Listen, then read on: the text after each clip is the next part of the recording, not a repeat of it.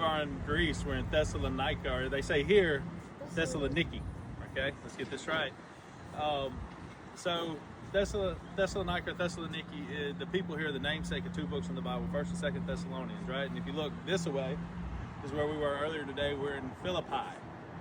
And in Philippi is where Paul met Lydia at the riverbank, because there's no synagogue there. He met them at the riverbank, baptized Lydia, and that's pretty much how the Western world became evangelized. And then after leaving Philippi, after being put in jail and being released from prison, Paul came to Thessalonica, and his reputation beat him there.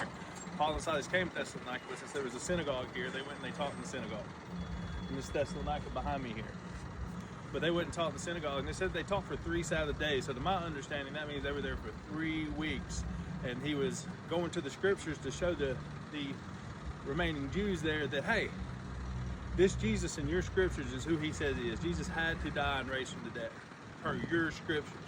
And some people even joined them. Now, once Paul was effective in his ministry, the Jews there got jealous, and they went and they said they went and recruited, in modern day terms would be bad men. They went and got some hitmen from the local marketplace, said, let's go stomp this guy out. But they couldn't find him, right? So they went to this guy's Jason's house, all right? So they went to Jason's house, and they couldn't find Jason there. They drug him out into the courts, and in the courts they said, this guy Paul, who's preaching has turned the world upside down, has came here, and Jason has welcomed him.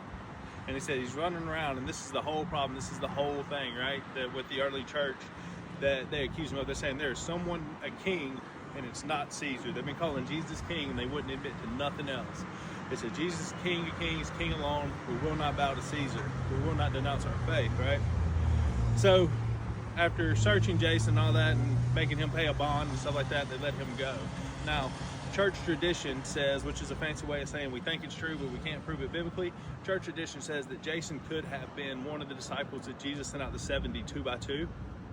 And then church history that we can prove, it's not biblical, but we can prove, the church history said that Jason went on to become a bishop. But Jason was a man who stood his ground in his faith, and there was some reputation tying Jason to Paul. That's why it's kind of easy to believe that Jason might have been around the faith in the earlier times. That's who they went to, because the Bible doesn't mention that Paul went into Jason's home. It's Paul and Silas went to the synagogue. So, under cover of night, just like we are now, as they had Jason in courts, they snuck Paul and Silas out to Vereia, which is that way. It's actually where we're going tomorrow, to see what Paul and Silas did in Vereia. But it's been real awesome being here in Thessalonica, the places where these things went down.